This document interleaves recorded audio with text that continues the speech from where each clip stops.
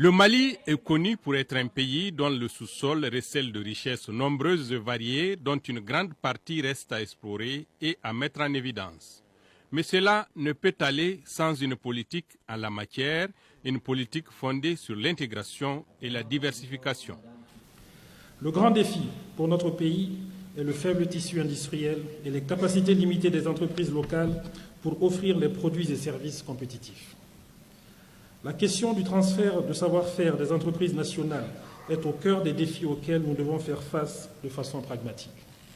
L'autre défi, non moins important et qui constitue d'ailleurs le thème de cette édition, c'est une exploitation minière et pétrolière tenant compte des générations futures. La deuxième problématique qui est liée à la première concerne la préoccupation du président de la République qui a voulu faire de son deuxième mandat celui de la jeunesse. Il a articulé en quelques lignes le rôle premier de la ressource humaine pour ressouder le tissu social et réussir l'agenda de la transformation du tissu économique. Il disait à ce propos, en 2018, dans son message à la jeunesse, je cite, « Si vous m'accordez votre confiance, je veux faire des 5 prochaines années un mandat de préparation de la prochaine génération. Pour vous et avec vous, les 5 prochaines années, c'est une société radicalement différente que je veux bâtir.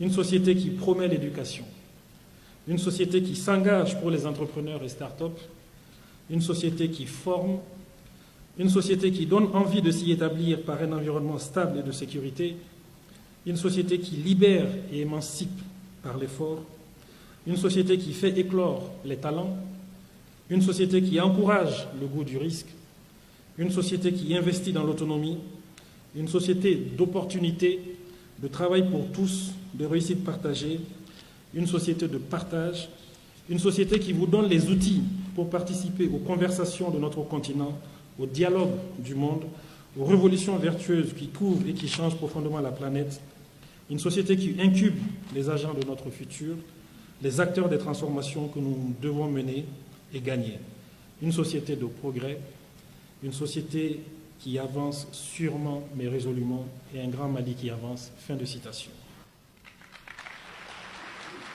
Se félicitant de la décision de création de l'école des mines du Mali, le Premier ministre a rendu un vibrant hommage à l'homme par qui la mobilisation des partenaires du Golfe en général et des Émirats arabes unis en particulier a été possible. Il s'agit de l'ambassadeur du Mali auprès des Émirats arabes unis. Un hommage à certains de nos ambassadeurs accrédités auprès de notre pays, ici présents, en particulier son Excellence M. Boukari Sidibé, dont la contribution au secteur privé, au secteur minier a lieu d'être reconnue ici ce matin. Le Premier ministre a également rendu hommage à l'ensemble des partenaires, des pays invités et des contributeurs qui ont rendu cet événement possible.